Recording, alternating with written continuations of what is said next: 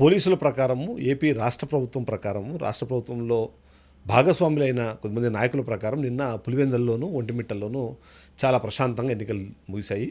మామూలుగా కూడా న్యూస్లో అందరూ చెప్తున్నట్టు చెదురుమదురు ఘటనలు తప్ప పెద్దగా ఎక్కడ ఏమీ గొడవలు జరగలేదు.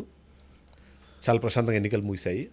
ప్రజలందరూ కూడా చాలా స్వేచ్ఛగా వచ్చి దాదాపుగా 3 దశాబ్దాల తర్వాత వైసీపీ గతంలో ఉన్న కాంగ్రెస్ అంటే రాజశేఖర్ రెడ్డి జగన్మోహన్ రెడ్డి వీళ్ళిద్దరి హయాంలో అక్కడ పాతరేసిన ప్రజాస్వామ్యాన్ని ఇవాళ బతికించి వీళ్ళు ఎలక్షన్లు జరిపి ఎన్నికలు నిర్వహించి ఇప్పుడు అక్కడ ప్రజాస్వామ్యాన్ని పరడవిల్లేలాగా చేశారు. ఇది టీడీపీ కానివ్వండి, అలాగే పోలీసులు చెప్తున్న ఒక వర్షన్.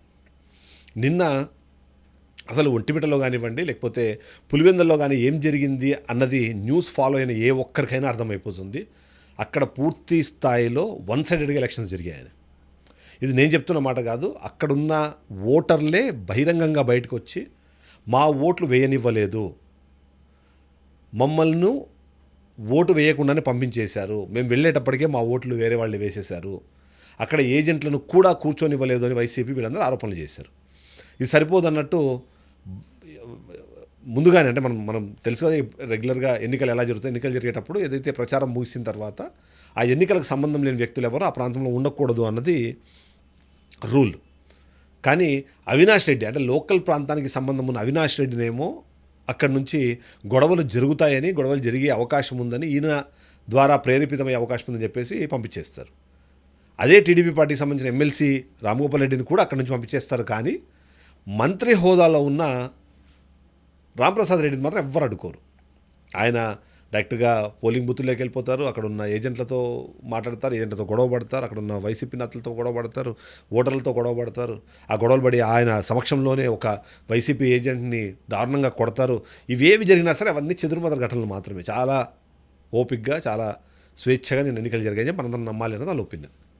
ఇక రెండో విషయం, అక్కడ పోలీసులు వెళ్తే పోలీసుల కాళ్ళు పట్టుకొని మరి సార్ మా ఓటు మమ్మల్ని వేసుకొనివ్వండి, మమ్మల్ని వేసి ఓటుని వేయనివ్వండి అని. ఆ వీడియోస్ అన్నీ కూడా ఏదో జస్ట్ ఏదో అంటారు వాటిని ఏఐ జనరేటెడ్ వీడియోస్ అనేసుకోవాలి అందరూ. ఎందుకంటే అక్కడ చాలా ప్రశాంతంగా ఎన్నికలు జరిగాయంటే అవన్నీ ఒరిజినల్ కాదు కదా. మహిళలు కొద్దిమంది వచ్చి మనం చెప్పరాని బూతులతో వాళ్ళు మాట్లాడుకుంటూ అలా చేయడం కూడా ఒక ప్రజాస్వామ్యమేనని చెప్పి తిడతారు. వాటన్నింటినీ కూడా పేటీఎం వాళ్ళు చేశారన్నట్టుగా అనుకోవాలి. ఎందుకంటే ప్రశాంతంగా ఓట్లు ఎన్నికలు జరిగాయన్నదే ఇవాళ టీడీపీ చెప్తున్నమాట. అదొకటే కాదు, ఎవరు డేజీ కోయ ప్రవీణ్ కుమార్ కూడా అదే మాట చెప్తున్నారు. ఆయన ఏమంటున్నారు, చాలా ప్రశాంతంగా ఓట్లు జరిగాయి, ఒక్క దొంగ ఓటు కూడా వేయనివ్వలేదు మేము అని. వైసీపీ ఏమో ఇదిగోండి ఈయన Jammalamadugu market yard vice chairman, ఈయనేమో టీడీపీ నాయకుడు జమ్మలమడుగు ఆయన, ఈయనేమో ఈ గ్రామానికి సంబంధించిన వ్యక్తి, ఈయనేమో ఈ గ్రామానికి సంబంధించిన టీడీపీ నాయకుడు అని చెప్పేసి ఈ పులివెందుల జెడ్పీటీసీ ఎన్నికలతో కానివ్వండి, ఒంటిమిట్ట ఎన్నికలతో కానీ సంబంధం లేని వ్యక్తులకు సంబంధించిన ఫోటోలు సోషల్ మీడియాలో పెడతారు. అయినా సరే ఒక్క దొంగ ఓటు కూడా పడలేదన్నది డిఐజీ ప్రవీణ్ గారు చెప్పే మాట. ఇక వీటన్నిటిపైన ఎందుకంటే దాదాపుగా 15 పోలింగ్ స్టేషన్లలో రిగ్గింగ్ జరిగింది, దానికి సంబంధించిన ఆధారాలు మా దగ్గర ఉన్నాయి, వాటిని మీరు రీపోలింగ్ నిర్వహించాలి అని అవినాష్ రెడ్డి మాట్లాడితే 2 పోలింగ్ స్టేషన్లు మాత్రం రీపోలింగ్ నిర్వహించడానికి ఏర్పాట్లు చేయమని చెప్పి స్టేట్ ఎలక్షన్ కమిషన్ నిన్న చెప్తుంది. సో దాన్ని వీళ్ళు ఇప్పుడు బహిష్కరించేస్తారు. సో లెక్క ప్రకారం ఎక్కడ ఏమి గొడవలు జరిగినప్పుడు ప్రశాంతంగా ఎన్నికలు ముగిసినప్పుడు మళ్ళీ 2 పోలింగ్ స్టేషన్లలో మాత్రమే ఎందుకు ఇది జరిగింది ఆ ప్రశ్నకు సమాధానము ఎస్సీసీ చెప్పాలి, ప్లస్ ప్రవీణ్ కుమార్ చెప్పాలి, డిఐజీ. సరే ఇదంతా పక్కన పెట్టేద్దాం. అసలు దీనికి సంబంధించిన ప్లానింగ్ ఎంత బ్రహ్మాండంగా జరిగిందంటే ఒక 3 పోలింగ్ స్టేషన్లు, ఆ 3 పోలింగ్ స్టేషన్లో దాదాపుగా 5,000 నుంచి 6,000 ఓట్లు, అవన్నీ కూడా దాదాపుగా వైసీపీకి సానుభూతి పరులుగా ఉండే ఓట్లు అన్నది వైసీపీ చెప్పుకుంటున్నమాట. ఈ 3 గ్రామాలకు సంబంధించిన ఓట్లు ఏవైతే ఉన్నాయో ఆ ప్రాంతంలోకి ఎవరు వెళ్ళినా సరే గొడవలు సృష్టించారు. సరే గొడవలు ఎవరు సృష్టించారు, ఎందుకు జరిగింది, ఇది ఒక పాయింట్. సో ఇప్పుడు ఒక ఆస్పెక్ట్లో ఆలోచించాలంటే టీడీపీ అధికారంలో ఉంది కానీ టీడీపీ పార్టీకి సంబంధించిన నాయకులు వైసీపీకి సంబంధించిన నాయకుల మీద దాడులు చేస్తారు. కాబట్టి అవి అత్యంత ప్రమాదకరంగా సున్నితమైన పోలింగ్ స్టేషన్స్గా గుర్తించబడుతుంది. అందుకని ఏం చేస్తారు, ఒక గ్రామంలో ఉన్న ఓట్లను ఇంకో గ్రామానికి, ఆ గ్రామంలో ఉన్న ఓట్లను ఇంకో గ్రామానికి అలా జంబ్లింగ్ చేస్తారు. ఈ జంబ్లింగ్ చేసినప్పుడు అందరూ ఏమనుకుంటారంటే ఏమో అక్కడ సమస్యాత్మక ప్రాంతం కాబట్టి గవర్నమెంట్ మంచి డెసిషన్ తీసుకుంది గొడవలు జరగకూడదు. కానీ అక్కడే అసలైన కిట్టుకుంది అన్న విషయం ఆ తర్వాత అర్థమవుతుంది. ఎందుకు అంటే ఒక పోలింగ్ స్టేషన్లో ఉన్నట్టు ఒక గ్రామంలో ఉన్న పోలింగ్ స్టేషన్ ఇంకో గ్రామంలోకి తరలించే గ్రామంలో 2 నుంచి 4 కిలోమీటర్ల దూరాన్ని పెంచారు. సో అంత దూరం వెళ్ళి ఓటు వేయలేని వాళ్ళు కనీసం 10 నుంచి 15% ఎందుకంటే వాళ్ళు ఏజ్డ్, వాళ్ళు అంత దూరం పోయి ఓటు వేయలేరు. అక్కడ కొద్దిమందిని నిలువరించారు, మరికొద్దిమందిని మనకు అక్కడ ఉన్న దాని ప్రకారము ఓట్లు వేయడానికి వెళ్ళిన మహిళల్ని ఇప్పుడు కాదు, ఇక్కడ పోలింగ్ ప్రాబ్లం ఉంది కాబట్టి మీరు 11 తర్వాత రండి, 2 గంటల తర్వాత రండి, లేకపోతే అసలు రాకపోయినా పెద్ద డిఫరెన్స్ ఏం పడదు అని చెప్పి పంపించేశారు. కానీ ఓట్లు వేయాలని కొద్దిమంది భావించి మళ్ళీ రిటర్న్ వచ్చేటప్పటికి మీ ఓట్లు ఎప్పుడో వేస్తారు, అయిపోయింది పోయిందని చెప్పి పంపించేశారు రిటర్న్. అంటే ఎంత చాలా క్లీన్గా ప్లానింగ్ జరిగింది అన్నది ఇవాళ వైసీపీ చెప్తున్న ఒక పాయింట్. ఇక వైఎస్ జగన్మోహన్ రెడ్డి కూడా ఇవాళ ప్రెస్ మీట్ పెట్టి ఆయన చెప్పిన పాయింట్ ఏంటంటే, ఎన్నికల నియమావళి ప్రకారము ఒక పోలింగ్ బూత్లో ఎన్నికలు జరగాలి అంటే వైఎస్ఆర్సీపీకి సంబంధించిన ఏజెంట్లు ఉండాలి. ప్రారంభించేటప్పుడు, నడిచేటప్పుడు, కంప్లీట్ అయిపోయిన తర్వాత వీళ్ళతో సంతకాలు తీసుకోవాల్సిన అవసరం ఉంటుంది. ఎక్కడే కానీ వైసీపీ ఏజెంట్లు లేకుండా జరిగిన ఎన్నికల్లో వాళ్ళ సంతకాలు ఎవరు పెట్టారు? కనీసం లాస్ట్కి బ్యాలెట్ బాక్స్ని మీరు క్లోజ్ చేసేటప్పుడు సీల్ చేసి దానిపైన కూడా వీళ్ళ ఏజెంట్ సిగ్నేచర్లు మళ్ళీ ఆ సిగ్నేచర్ లేవి. నిన్న కూడా మనం చూసాం, ఎవరైతే పులివెందుల జెడ్పీటీసీకి సంబంధించిన 2 ఏజెంట్లు లేడీస్ మేము ఇక్కడే ఉన్నామండి, మేము లేకుండా అసలు ఎట్లా పోలింగ్ స్టార్ట్ చేశారు అని చెప్పి వాళ్ళు ప్రశ్నించే పరిస్థితి. ఇవన్నీ చూసిన తర్వాత కూడా ప్రజలందరూ ఏం నమ్మాలి అంటే, పులివెందుల్లో కానివ్వండి, ఒంటిమిట్టలో కానివ్వండి చాలా ప్రశాంతంగా ఎన్నికలు ముగిశాయి. చెదురుమదురు ఘటనలు తప్ప ఇంకేం జరగలేదు. ఒక్క దొంగ ఓటు కూడా పడలేదు.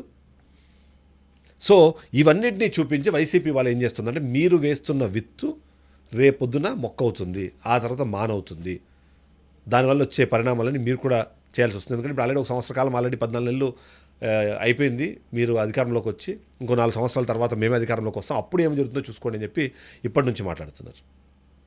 కుప్పంలో ఎన్నికలు జరిగిన పద్ధతి, అవి జరిగిన తీరు, దానివల్ల అక్కడ ఒక్క నియోజకవర్గం పరిధిలో ఉన్న 4 జెడ్పీటీసీలు ఆ రోజు వైసీపీ కైవసం చేసుకున్నప్పుడు తప్పు జరిగిందని మాట్లాడిన టీడీపీ నాయకులు ఇవాళ ఇంత ఫోర్స్ఫుల్గా మీరు చెప్తున్నట్టుగా ఖూనీ చేయబడిన ప్రజాస్వామ్యాన్ని తిరిగి బ్రతికించే క్రమంలో మీరు ఉరివేశారు అన్నది ఇవాళ వైసీపీ చెప్తుంది.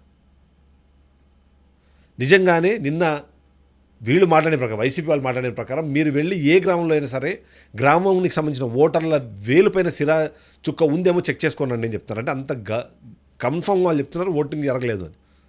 ఓట్లు వేసిన వాళ్ళందరూ జమ్మలమడుగు నుంచి వచ్చారు అని. దానికోసం మంత్రి రాంప్రసాద్ రెడ్డి, మాజీ మంత్రి ఆదినారాయణ రెడ్డి వీళ్ళందరూ కూడా అక్కడ నిలబడి మరీ ఈ రిగ్గింగ్ చేయించారనేది వాళ్ళ ఆరోపణ. ఇప్పుడు రాష్ట్ర ప్రభుత్వం, ముఖ్యంగా స్టేట్ ఎలక్షన్ కమిషన్ కూడా దీని మీద బాధ్యత ఉంటుంది, తీసుకోవాల్సిన అవసరం ఉంటుంది. అక్కడ నిజంగానే ప్రజాస్వామ్యబద్ధంగా ఎన్నికలు జరిగితే దానికి సంబంధించిన సీసీటీవీ ఫుటేజ్ మొత్తాన్ని కూడా రిలీజ్ చేయమని చెప్పి వైసీపీ ఆరోపిస్తోంది, వాళ్ళు డిమాండ్ చేస్తున్న నేపథ్యంలో దానిని రిలీజ్ చేసి వీళ్ళందరి మాటలకి ఒక్క ఫుల్ స్టాప్ పెట్టే అవకాశం ఉంటుంది. నిజంగానే అంత ధైర్యం ఇవాళ రాష్ట్ర ప్రభుత్వానికి కానివ్వండి, స్టేట్ ఎలక్షన్ కమిషన్ కానివ్వండి, ఎలక్షన్లు ప్రశాంతంగా జరిగాయని చెప్తున్న డిఐజీ ప్రవీణ్ కానివ్వండి, వీళ్ళందరూ చేయగలుగుతారా? చేస్తే నిజంగానే అక్కడ ఎలాంటి ఇబ్బందులు లేకుండా ఎలక్షన్లు జరిగినట్టు, ప్రజాస్వామ్యయుతంగా ఎలక్షన్లు జరిగినట్టు, లేకపోతే మాత్రం అక్కడ బలవంతంగా ఎన్నికలు జరిగినట్టేనని వైసీపీ ఏదైతే చెప్తుందో దాన్ని అందరూ నమ్మాల్సిన అవసరం కనిపిస్తుంది. చూద్దాం ఈ రిజల్ట్స్ ఏమొస్తాయి. రిజల్ట్స్ వచ్చే క్రమంలో అక్కడ ఏం జరిగింది, రీపోలింగ్లో ఇప్పుడు ఆల్రెడీ చాలామంది వెళ్ళి ప్రశాంతంగా ఓట్లు వేస్తున్న నేపథ్యంలో ఏ ఓటర్లు వెళ్ళి ఓట్లు వేస్తున్నారు, ఓట్లు వేసిన వాళ్ళు నిన్న వేయడానికి అవకాశం లేకుండా ఈరోజు వెళ్ళి ఓట్లు వేస్తున్న వాళ్ళు ఎవరికి వేస్తారు, ఇవన్నీ కూడా మనకు రిజల్ట్స్ రావాలంటే మాత్రం ఒక్కరోజే, రేపే రిజల్ట్స్, రేపు రిజల్ట్స్ వచ్చిన తర్వాత మనకు అర్థమైపోతుంది. Thank you.